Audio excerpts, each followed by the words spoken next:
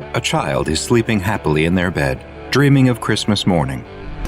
What they don't hear, as they sleep, is the sound of SCP-4666 slipping into their room.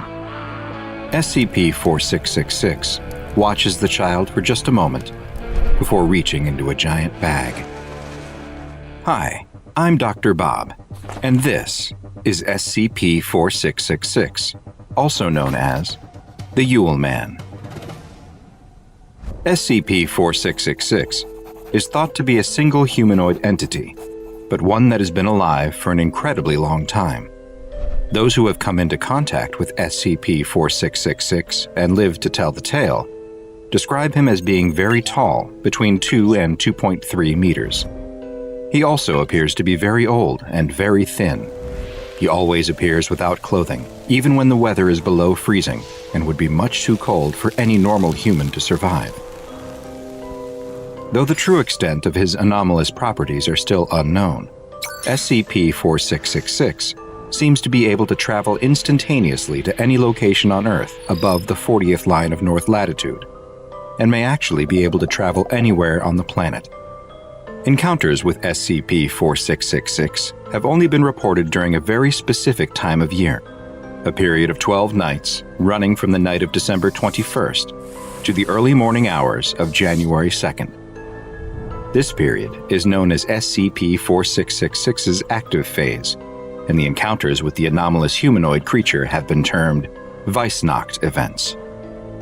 During these events, SCP-4666 appears at family dwellings, all of which, so far, have a few things in common. 1. They are all isolated in rural areas. 2. They are in locations with snow that covers the area for the duration of the event. And 3.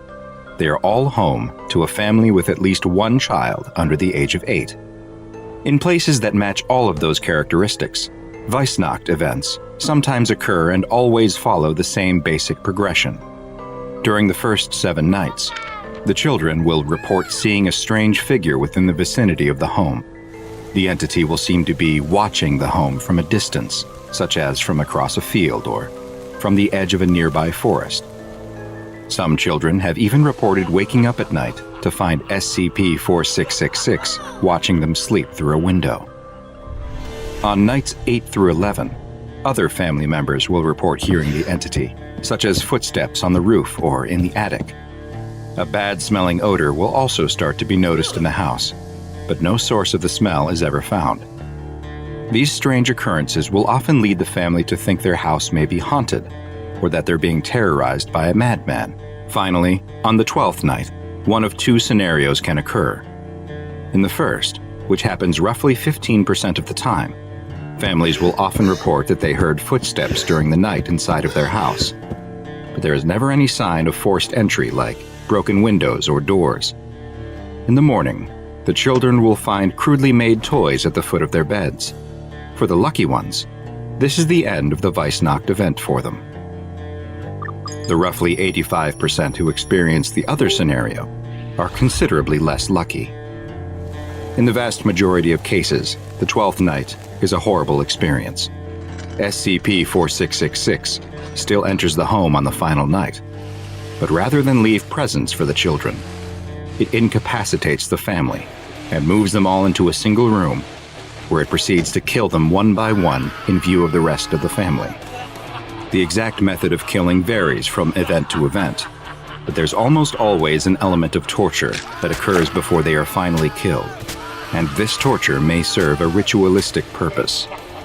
The entire family is killed except for one of the children who is under the age of 8.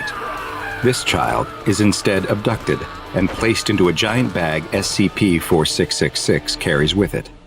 SCP-4666's existence was first noted in 1974 by the Foundation's then-new Anomalous Signature Recognition Program, which alerted the Foundation to several suspiciously similar home invasions and murders that occurred throughout the Northern Hemisphere on the night of January 1st. Further research uncovered evidence for what was most likely other Weissnacht events every single year, dating back all the way to the late 18th century, with there being, on average, a little more than 3 events per year. and there's even been evidence of references to what may be SCP-4666, dating all the way back to the 1st and 2nd century AD. Identical fingerprints have been found at all of the houses which match the conditions for Weissnacht events, and have been matched to a recovered partial print from all the way back in 1873. These fingerprints have characteristics that don't match any known human fingerprints, and the human-like white hairs that have also been recovered do not appear to contain human DNA, or any DNA at all for that matter. In the rare Weissnacht events where SCP-4666 does not murder the family and gifts are left behind, the gifts are anything but normal. The gifts, known as SCP-4666As, appear to be made from the bodies of children that SCP-4666 abducted from other homes. In one case, from 2018, at the home of a family in Alaska, a life-size doll made from the body of a female child was left behind.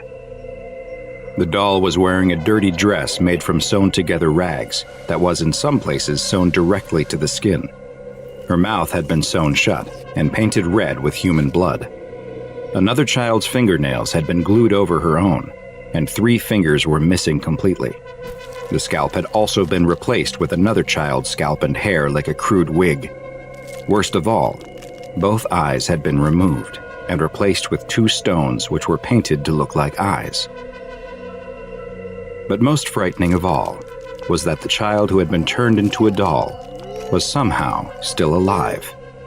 Authorities took the girl to a hospital where she was able to give a brief interview. She explained that the man who abducted her had killed her parents before putting her into a giant bag where there were other children too. SCP-4666 took the children somewhere deep below the earth in a cave system full of ice and bones. There, they were forced to make crude toys until they couldn't go on any longer, at which point they became toys. The girl, now known to be Ekaterina Morozova, had been abducted 2 years previously in a known Weissnacht event. She survived for only 18 hours after being discovered. An autopsy revealed many terrible injuries, and the cause of death was found to be from severe, sustained malnourishment. SCP-4666 has been classified as Keter and is currently not contained. The Foundation monitors web traffic and law enforcement channels for any evidence of SCP-4666 activity, and especially any potential Weissnacht events, such as cases of stalking reported during the 12-night active phase or other strange phenomena at houses with young children. Should a Weissnacht event be suspected to be in progress, the nearest containment task force is dispatched to attempt to contain SCP-4666 using the standard PDP-8 humanoid first contact protocols. So far, no such containment attempt has been successful.